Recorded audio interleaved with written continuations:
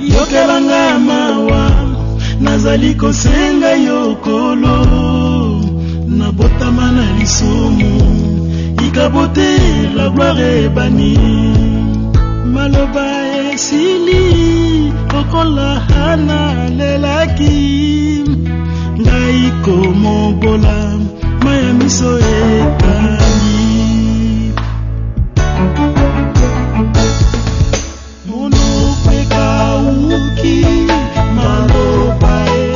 occasion yo pesibiso ya ko se retrouver autour ya liloba na yo kolo to pamboli yo pe to komisi yo na kombo na Yesu Kristo biso nyonso tolobi amen. Ezali mukolo ya fête journée internationale du travail mais biso to kamati yango poto célébrer Nzambe oyo azali initiateur ya musala. Alors yango wana tika biso tozala batu ya esengo munene na intervention oyo touti koyoka epa ya papa Delbert e fongoli biso éclairer biso na makambo oyo etali musala. Alors nakati na thème na biso oyo que ton royaume vienne transformer mon travail eza lokola prière une demande toyebi biso nyonso te tango Yesu azalaki na bayekoli na ye et tango bayekoli na ye babandi kotuna ye lolenge nini esengeli biso tosambela kolo apesaki bango une prière modèle. Prière wana ezali ya ko réciter te mais ezali modèle ya lolenge nini esengeli ko bondela. Et kuna nakati na Matthieu chapitre 6 na verset 10 alobi soki bozo sambela boloba que ton royaume vienne. Tika bokonzi ya Nzambe eya. Et awa biso tozana posa ya komona royaume ya Nzambe eya nakati na misala. Voilà eloko oyo esengeli ezala pe prière na biso. Yango wana ngai na ko développer sous thème nakati na thème oyo la puissance du royaume de Dieu dans le travail. Nguya ya bokonzi ya Nzambe kati na musala. Esengeli nguya wana eyeba ko se manifester. Et texte na biso de base ezali Luc chapitre 5 verset 1 à 11. Nako résumé yango mokolo moko Yesu accueilli ko visiter Pierre na esika na ye ya musala. Pierre azalaki nani par rapport ya Yesu? Pierre bakutanaki déjà na Yesu soki okei na mukanda ya Jean chapitre 1 kobanda na verset 40 jusqu'à verset 46. Pierre azalaki juif lokola ba juif mususu pe mukolo moko ndeko na ye André oyo azalaki disciple ya Jean ayoki Jean ayebisi bango ete voici l'agneau de Dieu qui ôte les péchés du monde. Or nakati na Israël bango bazalaki kozela le Messie oyo akoya kokangola bango pona bango baza kozela oyo akoya kobimisa bango nakati na boumbu oyo bango bazalaki ya ba Romain. E balakisi bango ete oyo Messie wana ye wana. Et André accueillé par Pierre oyo aza Simon ayebisi ete nous avons trouvé le Messie. C'est-à-dire oyo biso tozalaki kozela tokutani na ye. Nde André ameni Pierre balobi il conduisit Pierre vers Jésus. amemaki ndeko na ye epai na Yesu. Voilà comment Pierre akotaki na relation na Yesu pour être akoma disciple na ye. Ezalaki na nzela ya ndeko na ye ndenge tozali komona lelo ete pour être moto akota na relation na Yesu, soit il faut bateya ye, il faut ba présenter Yesu pour être ye akoma pe molo moye koli ya Yesu. Et nous savons tous bien aimés était lokola tozali kolobela likambo ya royaume de Dieu. Ezali na lolenge ya kokota na kati na royaume ya Nzambe. Pour kokota na kati na royaume ya Nzambe, esengeli moto akota na relation na Yesu Kristo. Na nzela abota mbotama ya sika. Etango abota mbotama ya sika, nde akomi akoti na kati na royaume ya Nzambe pe akomi membre ya royaume wana parce que yango nde Yesu alobaki epa ya Nicodème. Toyebi biso nyonso yango. Et Pierre oyo akotaki na kati na relation na Yesu Kristo akotaki pe na kati na royaume ya Nzambe. Akomaki membre ya royaume ya Nzambe. Et Yesu abongoli me kombo na ye. Alobi yo oza Simon me kombo na ye kozala Pierre.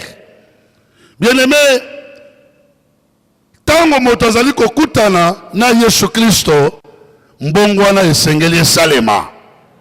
Il y a une transformation, il y a un changement oyo esengeli esalema na kati na bomoi na mutu wana. Mais pour na Yesu ezalaki suka te. Pierre oyo akutanaki na Yesu bandeko na ngai azalaki nani? Azalaki un pécheur, molobi mbisi. Et awa na cadre awa ya Pierre azalaki molobi mbisi ya occasionnel te que non na kei koloba mbisi parce que naza na nzala. Non. Ce qui otangi passage au ya Luc chapitre 5 verset 1 à 11 au comment était Pierre bazalaki na entreprise na bango. Nandeko na ye André na Jean na Jacques parce que babengi bango ba associé ya Pierre. Et le terme qui est utilisé na grec elingi koloba ete bazalaki ba partenaire na kati na musala wana. Mais en dehors de ça, bazalaki pe na bato misala. Oyo babengi ba compagnon na bango oyo babenga kete baya kosunga bango pote tango bakangaki oyo ezalaki ba mbisi ebele wana batu wana na terme oyo ba utilisé aussi dans le grec elingi kolobete bazalaki batu na bango ya musala, ce qui veut dire que batoyo bazalaki na entreprise na bango ya pêche. Et c'est cet homme là nde akutanaki na Yesu yende akomaki pe disciple ya Yesu Kristo. Elingi kolobete bien aimé bato oyo bazali kokutana na Yesu mokolo na mokolo oyo bazali kouta na bisika ebele. Ezali na bato oyo akutani na Yesu mais azali parfois politicien.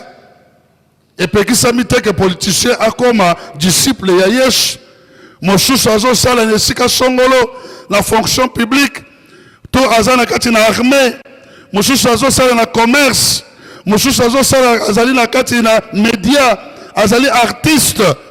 To azali na kati na domaine ya éducation. Azana na domaine ya justice. Azana na domaine ya santé. Moto na moto akouta esika songolo. Ndenge tovandi awa moto na moto azali na qualification na ye.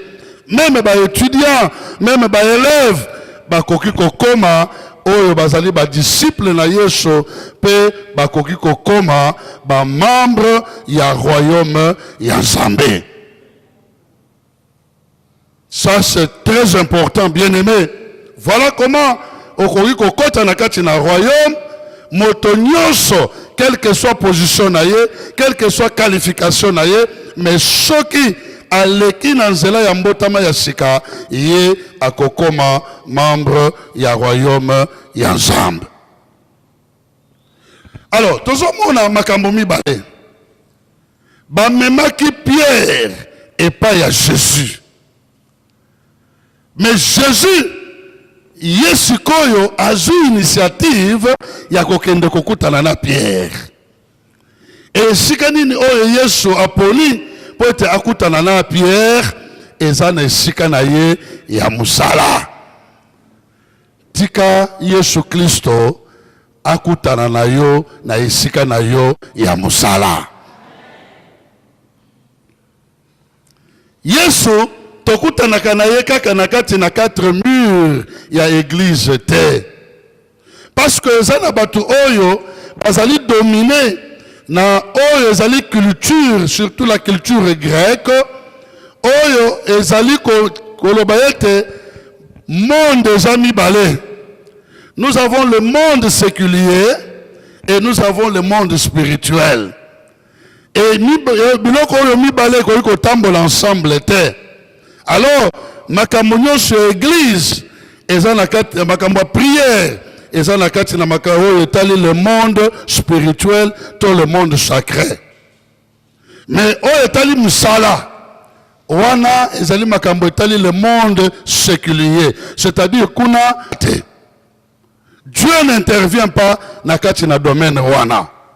Et bato ebele même leloyo bazali ko fonctionner na kati na attitude wana. Ce qui est na kati na église aza na comportement mususu. Na église aza musantu.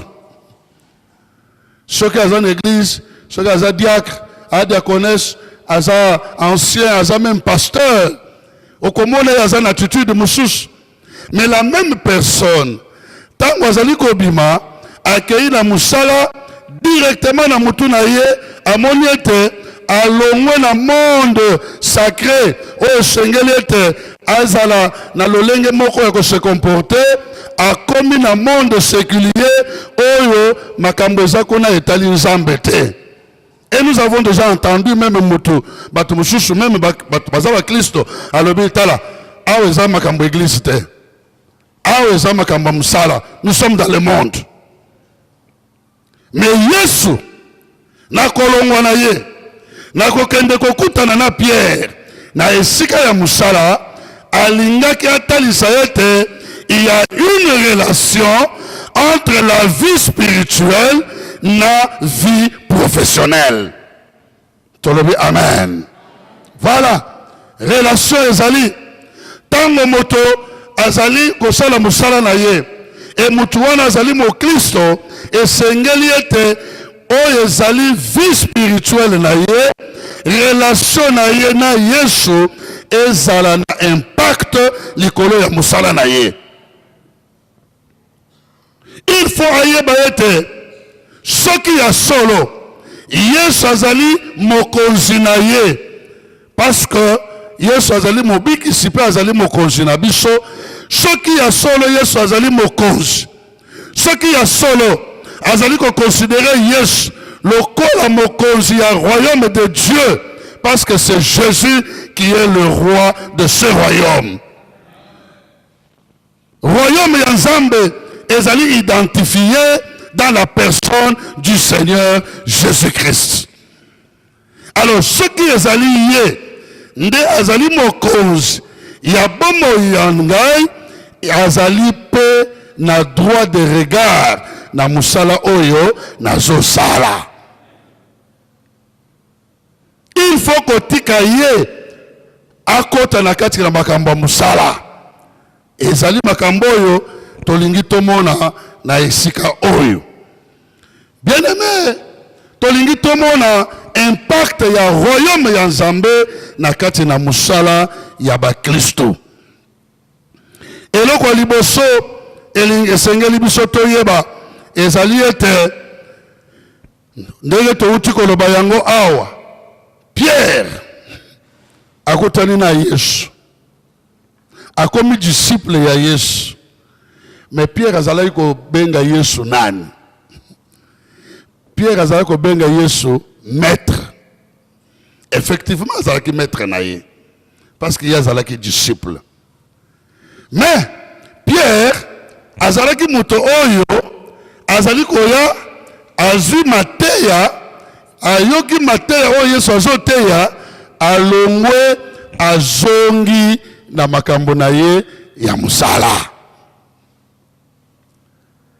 Perception na ye ya Yesu ezalaki nanu clair te. Mais comportement oyo biso tozali na yango na kati na bombo ina biso ya mokristo ezali ko dépendre na lolenge tozali komonela Yesu. Na yebite tango yo tanga kombo na Yesu. Yesu wana azali nani pona yo? Azali nani? Ozo considérer lokola nani? Ba uti kotalisa biso awa. Ezali na bato oyo na Israël soki amoni Yesu to batangi kombo na Yesu azali ko considérer kaka lokola mwana ya charpentier ou bien un charpentier. Alors lolenge nini ozali ko talela Yesu Kristo ko considérer ye na kati na bomoi na yo? Wana ezali eloko ya liboso. Yango wana azali ko benga ye kaka maître. Tango Yesu ayebisi ye Simon boaka ba filet. À répondre nini? Maître.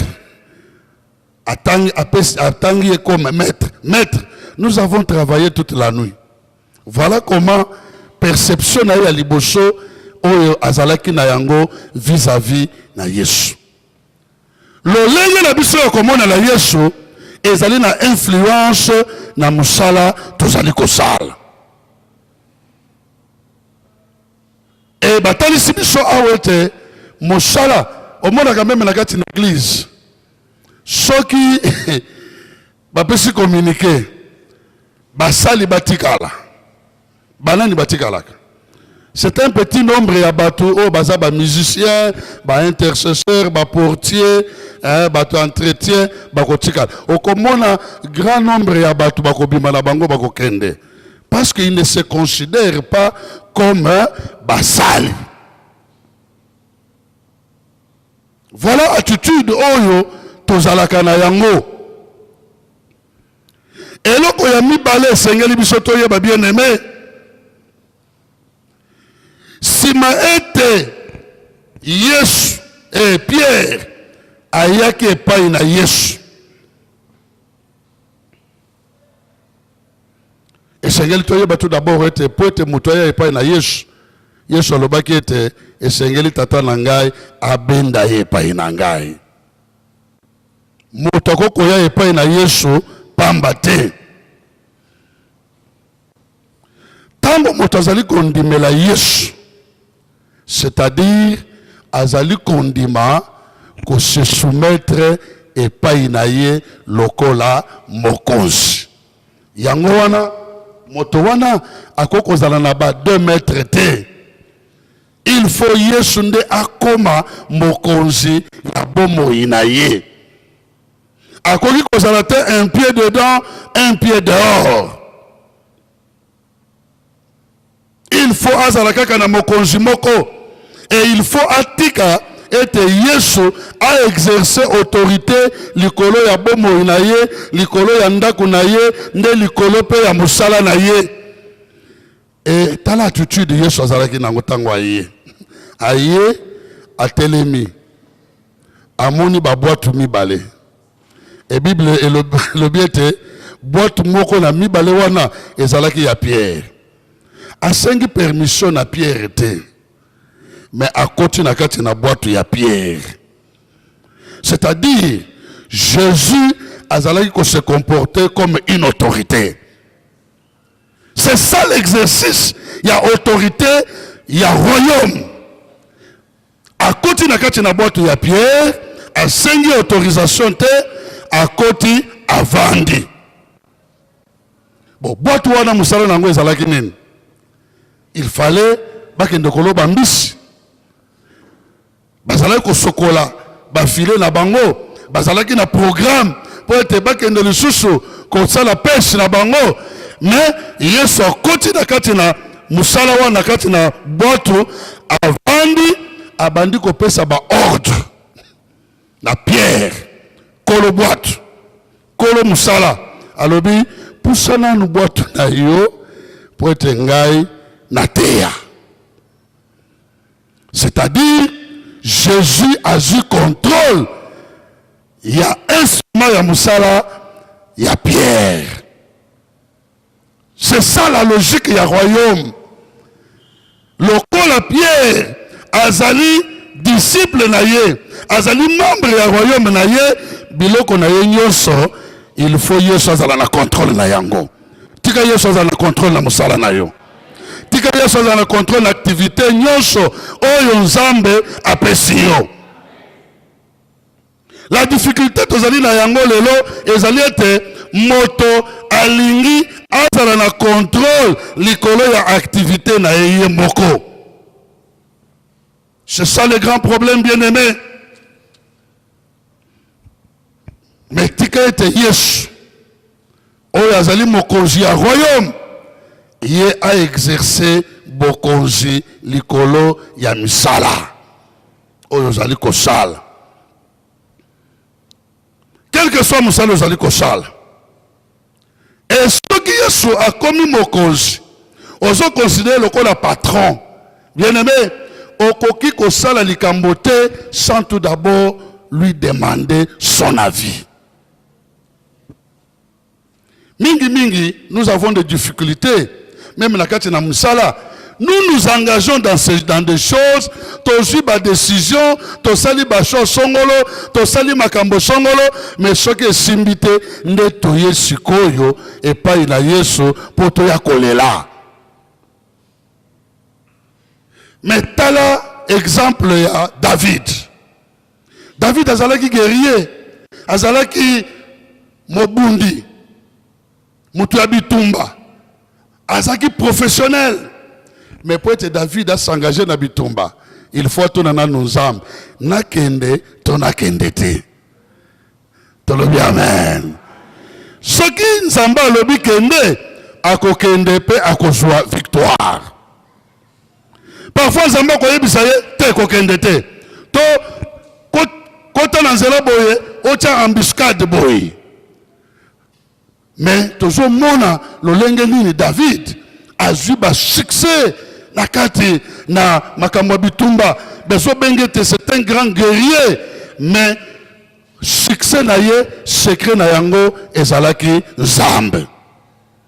Bien aimé, ceux qui tolingi tozwa succès nakati na misala na biso, quelle que soit activité tozali kosala, tika ete tokomisa Nzambe akoma patron ya musala. Et comme partenaire na yo ya liboso na kati na musala. Avant de faire n'importe quoi, est-ce que nous avons le temps ya kofukama kotuna Nzambe likambo yo na sala yango tona sala te. Ezana bato bazo tambola na Yesu mais atika musala na ye. Tant tozali kotambola na Yesu, tika totambola na ye pe na musala na biso. Parce que Amos 3:3 ezali koloba, batumi bale bakoki kotambola te soki bayokani te. Il faut koyokana na Yesu, même na makambo yo etali misala, bien-aimé. Il faut comme oyo azali partenaire na yo principal. Il faut totika ba objectif ya royaume ezwa esika na ba objectif na biso moko na kati na musala. Parce que toyebi te tant tozo sala musala, moto na moto za na ba objectif na ye ko sala parce que naza na besoin ete nazo salaire na ile salibota na ngai. Nazo sala po ete musala na ngai ele salibota na ngai. Eza malamu bien-aimé, Mais tant okutani na Yesu, Yesu akomi mokonzi na yo, ozali ko considérer ye lokola azali roi ya royaume. Musala na yo ekomi instrument ya royaume ya Nzambe. C'est cela, bien-aimé. Il faut bayebisi biso aw yo obanda ko se considérer comme un travailleur, un serviteur du royaume nakati na musala na yo. Tika totanga passage ezali très important nakati na Colossiens chapitre 3, Colossiens chapitre 3 verset 22 à 24 et le Biboye. Serviteurs, obéissez en toutes choses à vos maîtres selon la chair. Tant au passage au mamaki, bazalaki ko s'adresser na ba esclave, mais ba ko changer yango ba commis serviteur. Mais le mot grec utilisé ici, doulos, elingi koloba esclave. Balobi, serviteur, obéissez en toutes choses à vos maîtres selon la chair, non pas seulement sous leurs yeux, comme pour plaire aux hommes, mais avec simplicité de cœur, dans la crainte du Seigneur.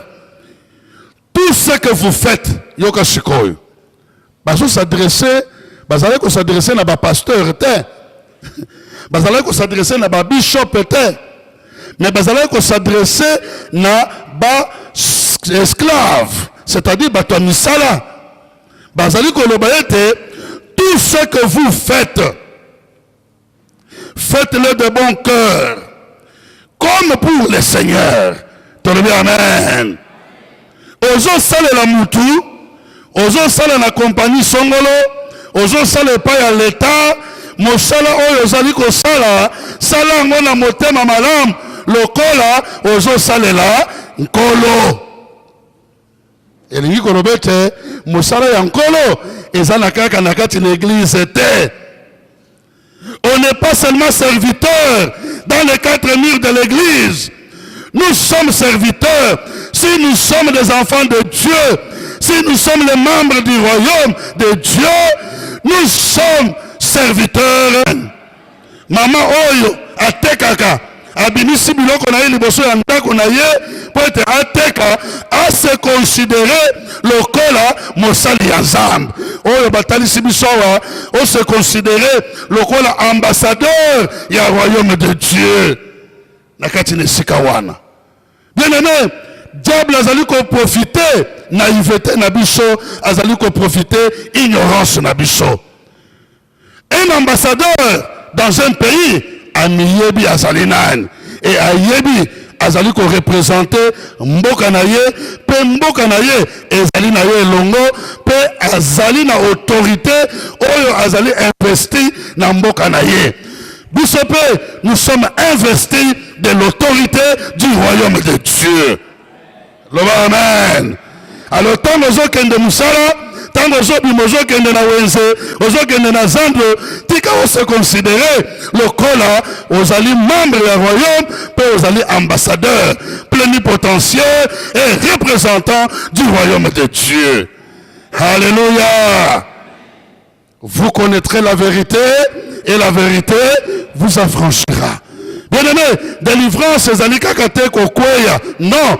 Mais si nous connaissons la vérité, parce que bazali kotali sabiso ete mon peuple périt par manque de connaissance.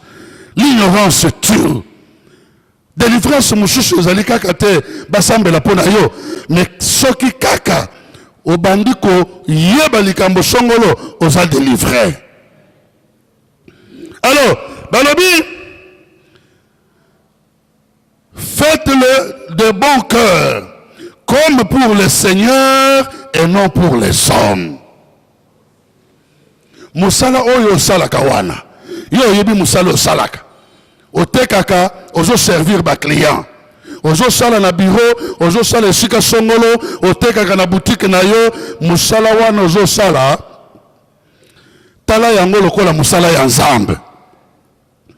Et sala yango, tango ozo sala yango, oza lokola ozo servir nzambe.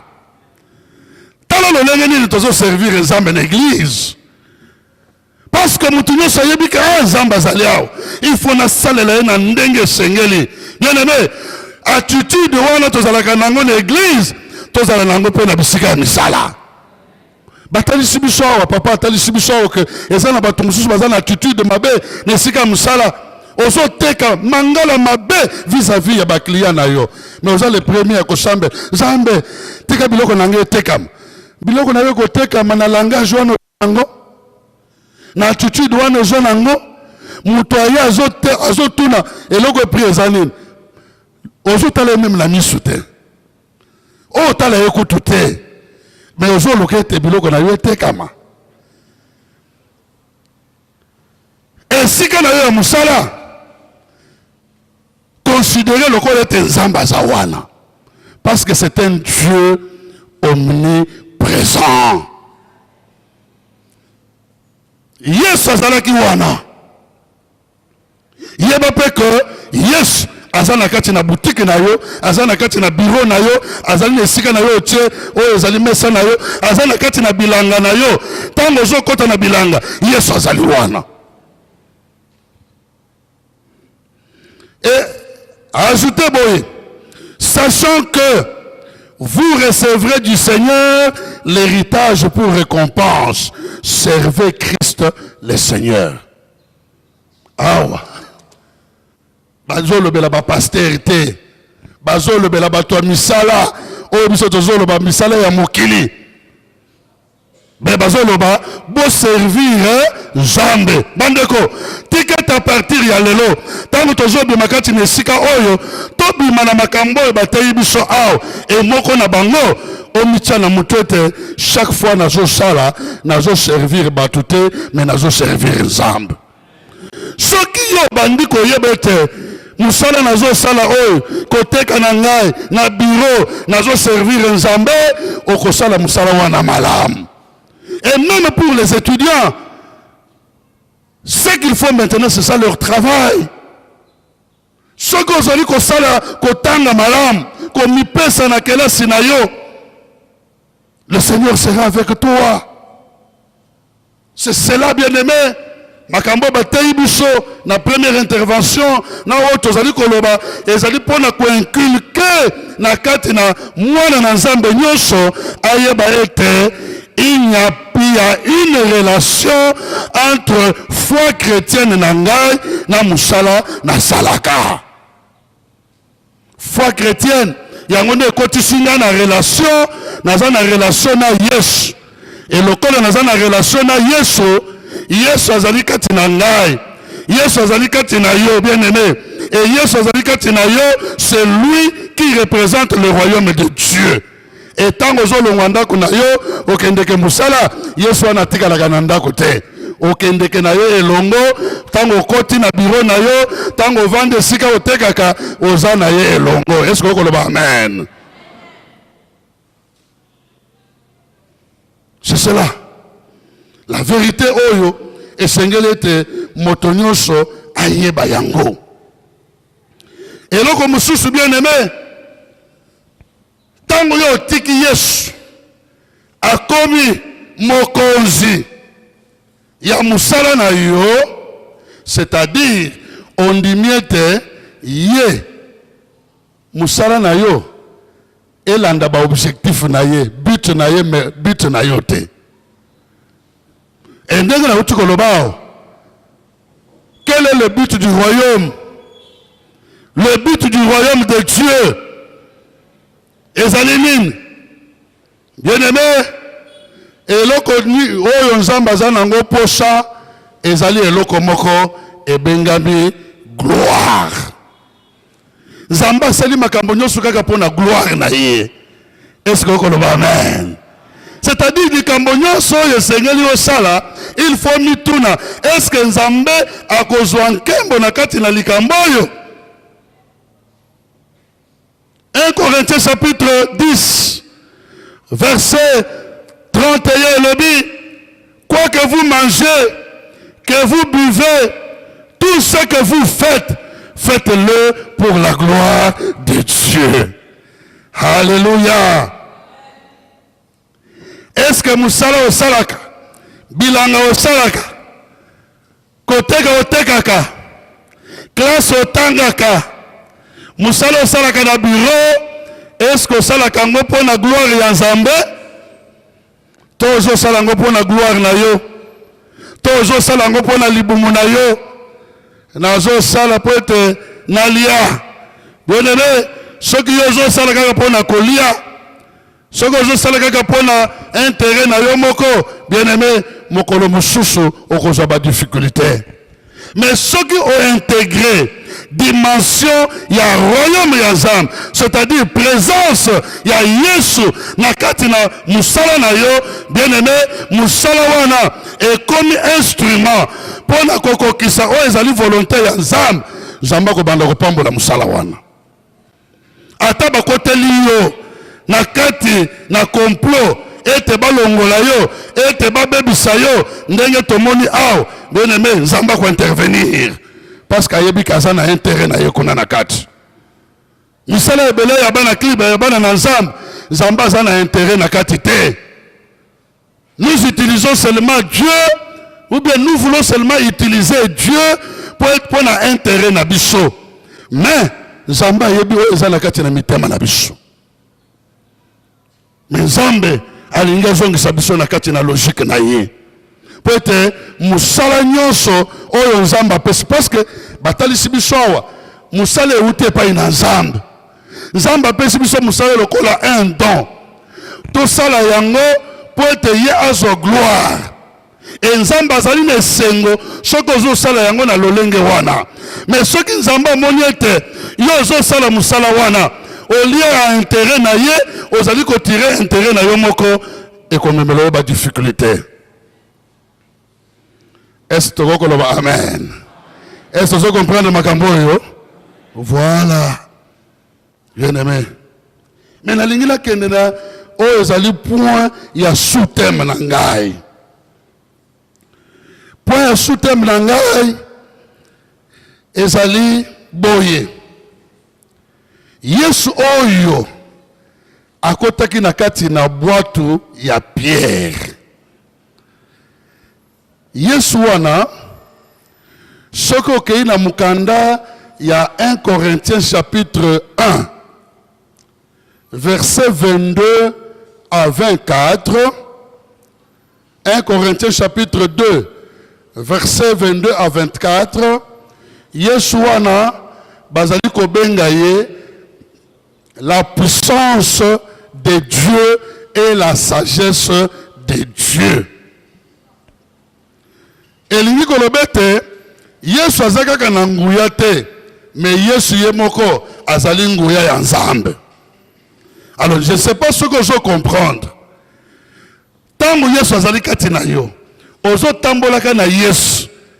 Bien-aimé, makambo yo Nzamba azoloba na biso, il faut elongola biso kobanga. Le monde du travail ezali monde oyo bitumba ezali kuna ba influence ndenge na ndenge ezali. Belle sœur nangai la fois passée zo yebisanga lobi yaza oteka na zandu abi na zandu kuna eza terrible. Omona mutu aye kaka na rayon na bango wana bazoteka asa remarkaki ezaki na mutu moko pembeni na ye wana soki aye asimbi kaka eloko oyo azoteka oyo eza ndenge nini alongo na table na ye aye na table oyo asimbi kaka eloko na ye bo aoteka te mokolo wana. Est-ce que makambo yango eza solo? Voilà, eza solo. Ayebisinga ndenge wana okoteka te. Omona mususu aye kosapuye kaka na table na yo okoteka te. Eza nini? Azo salela puissance songolo, puissance ya royaume ya ténèbres. Mais tika na yebisa yo te yo oza na puissance ya royaume ya Nzambe.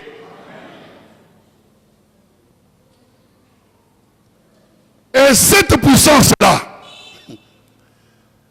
Bible etalisi biso te Yesu avandaki na kati na boîte ya Pierre parce qu'azalaki na relation na Pierre akotaki na baboîte mosusu te. Yesu azali kati na yo, Yesu azali kati na ngai parce que yo na ngai toza na relation personnelle na ye.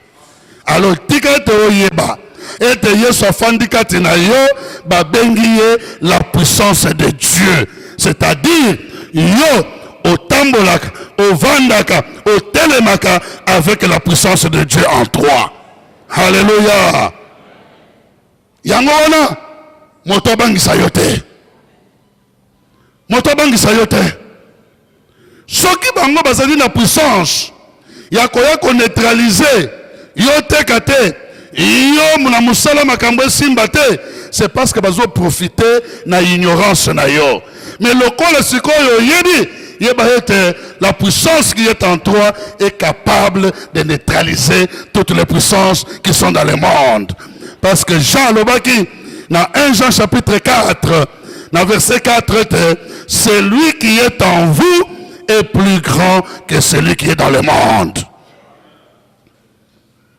Bien-aimé, 1 Corinthiens chapitre 4, verset 20, le royaume de Dieu ne consiste pas seulement en paroles. Non. Mais le royaume de Dieu consiste dans la puissance de Dieu. Et il faut la démonstration de la puissance de Dieu et il va se manifester. Ah, na yoke amen na yote. Tika mataya oyo yoki na première intervention, na deuxième intervention, et révolté yo. On le bête. En tout cas, na ko vivre l'ondenge la za ko vivre liboso te na sika musala. Même la classe, il y a des bazou sala makubatumaka. Mais quand tu as la puissance de Dieu en toi, bakosala yo loko mokote. Voilà, bien-aimé. Mais la question que nous nous posons, et c'est là où je vais aller chuter, comment se manifeste la puissance de Dieu? Nakati na musala, to la puissance du royaume, nakati na musala. D'une manière générale, la puissance de Dieu, tonguya na Nzambe, ezali ko se manifester dans nzela ya ba don spirituel.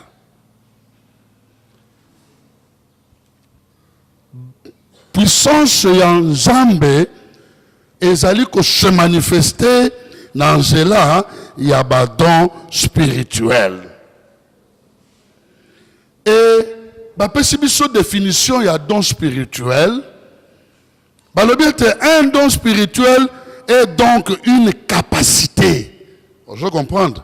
Tant que déjà capacité, ils ont une relation avec la puissance. Un don spirituel est donc une capacité ou une aptitude qu'un croyant reçoit du Saint-Esprit. On va reprendre.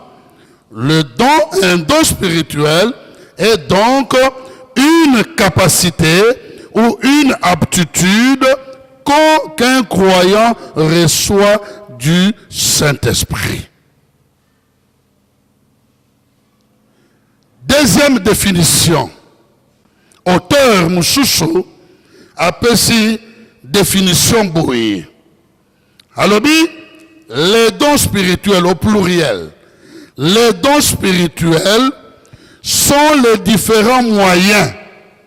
Les dons spirituels sont des différents moyens par lesquels la puissance de Dieu œuvre au travers de la vie du croyant. J'aime cette définition. Nazo reprendre yango. Parce que Zolobela Makambo, don. Mais il faut tout comprendre, don et lingi kolobanin. À l'obi, les dons spirituels sont les différents moyens par lesquels la puissance de Dieu œuvre au travers de la vie du croyant.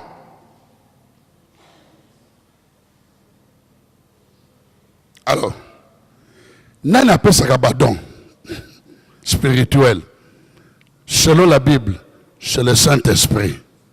Est-ce que vous êtes d'accord? 1 Corinthiens chapitre 12. C'est-à-dire, moto oyo, azam Christ, azam le Saint-Esprit, oui ou non? Azam le Saint-Esprit, n'est-ce pas? Moto oyo, azam Christ, azam le Saint-Esprit, azam le badon spirituel, oui ou non? Oh, na yoki malamute. Voilà. Alors, ceux qui m'ont Christ, azana molimo mo centre, pe azali na badon spirituel. Mais mon Christ wana azali asala ka musala, akendeke na bureau, tout ou bien akendeke na wenze na zandu esika na ye oyo ye asala kato asala ka musala na ye même liboso ya ndako na ye. Parce que même ceux qui au tiaka mesa na yo liboso ya ndako na yo, le fait au tia mesa wana poteka aussi au côté na monde du travail. Bon, sikoyo mutu wana tango zo bimana ndako na ye, c'est une réflexion, une question ya réflexion nazo poser. Tango ya bimi azo kende musala akende ke na Saint-Esprit to Saint-Esprit atikala na ndako. Akende ke na Saint-Esprit, hein? Même dans la classe akende ke na Saint-Esprit. OK. Sikoy tango azo kende wana badon spirituel oyo Saint-Esprit apesiye etikali na ndako to azokende nango tina esika na yo musala. Na yo ki malamu te. Est-ce que yo oza sûr que tango okende ke musala okende ke na Saint-Esprit okende ke pe na badon spirituel na yo? Aha. Voilà. Maintenant l'autre question que je pose. Badon wana, est-ce que aux hommes mangote nesika musala on considère musala na yo lokola un service que tu rends à Dieu? Landa raisonnement nangai ndenge batayi biso na première intervention. Oso considérer musala na yo comme un service, oso rendre et pas une ensemble. C'est ton ministère. Or, pour na kosala musala, il faut avoir des instruments ya musala. Maintenant, osali kokoma na kati na musala na yo, osali rempli du Saint-Esprit et osali na badon spirituel.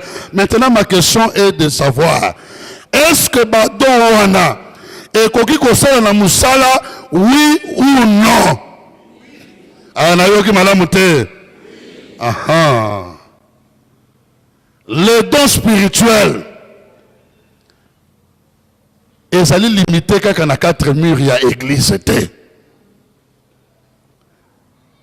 De la même manière que les dons spirituels ezali coopérer dans les 4 murs de l'église et qu'on peut coopérer na esika na yo musala. Est-ce que vous le amen? Mais pourquoi toujours saler la yangote? Pourquoi toujours saler la yangote? Yesu akoti na kati na boîte ya pierre. Aye peut aya pe ko enseigner que les dons spirituels peuvent aussi agir dans le travail. 1. À exercer tout d'abord l'autorité du royaume.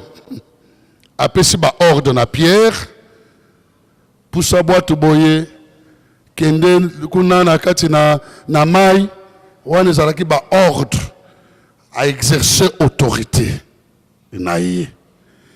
Et soki Yesu parce que Pierre basalaki butu mobimba azwi ata eloko moko te makaka mai moko wana oyo bango batravaillaki butu mobimba bazwi eloko moko te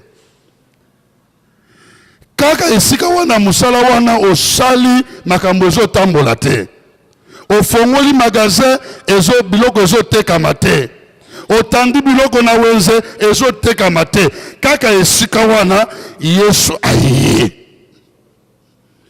to Yesu aye kokuta yo na tongo alobi tanda biloko yo yebi ke lobi makambo etambolaki te tanda biloko yo tandi biloko na yo apesi ordre commande autorité spirituelle et sali de la même manière qu'apesi ordre que apesi Pierre ordre était boaka bafile mbala moko pe apesi ordre na mai ebimisa bambisi. Est-ce que vous pouvez comprendre nga? C'est-à-dire Jésus a parlé simultanément na Pierre parce que comment Pierre a koko boaka filet na mai oyo ezobimisa bambisi te. Lokola mai ezotosa autorité ya Yesu par la même occasion apesi autorité na mai ete bimisa bambisi.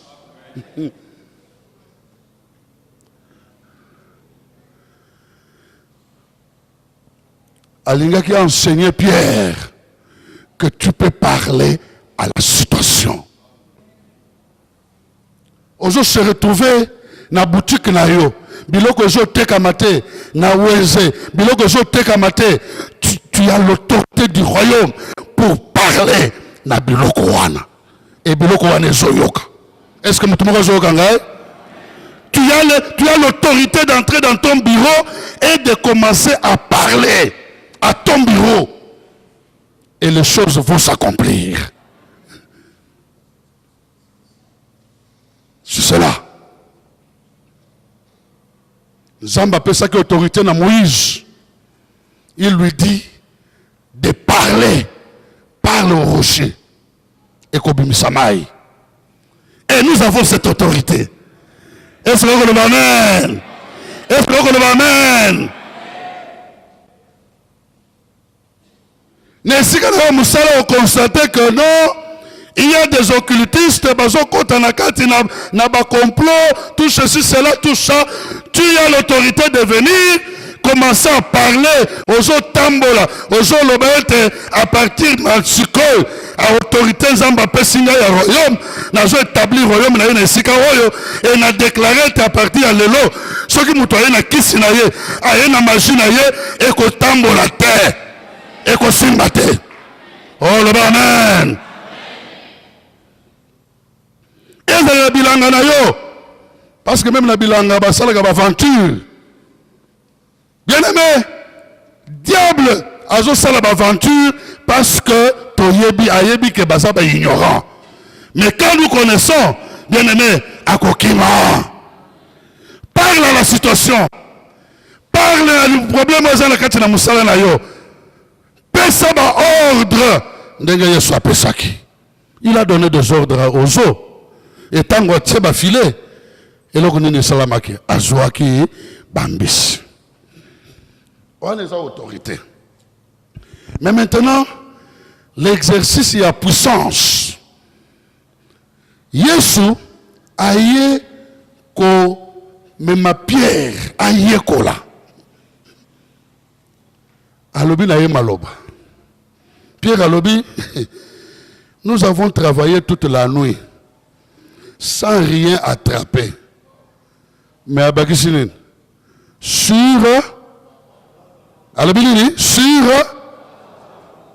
nous allons faire, je vais faire quoi? Je jette les filets. Démonstration de puissance nini salemiwana. le don de foi. Et continue à katina musala. Parce que Romains chapitre 10, verset 17 et lobby, la foi vient de... Et ce qu'on entend vient de la parole de qui? De la parole de Christ. Bien-aimé, aux gens a tout intérêt. Nakati na musala na yo, oyo kaka. Nzamba lobaka kaka na 4 murs à l'église était. Nzamba lobaka même na isika musala. Tu dois être attentif à ce que Dieu dit. Quand tu es devant une situation, qu'on se précipite, poser question pas une ensemble. Nzambe, pour la likambo, pour la difficulté, na musala, yo lobi, nini, Nzamba koloba. Notre Dieu parle. Et oyo Nzamba koloba na yo, et produire foi katina yo. C'est ça ce qui va produire la foi. Pierre ayoki maloba. Et où t'es pas ina yes. Ayambi yango. Et boti kondi makati na ye. Aboaki filet. Le don de foi. Tika don de foi et ça dans la vie na yo. Le don de foi libère la puissance du royaume. La puissance de Dieu nakati na vie yabatu. Et ce que moni bien aimé, ce qui bat don spirituel et bandit ko shala na bisika msala, Satan a kokima. Parce que les loyo, l'impression c'est quoi? L'impression est que Satan a zola qui ça été pour réussir, il faut que la nanzela na yé. Oh, azo kosa. Azo kosa.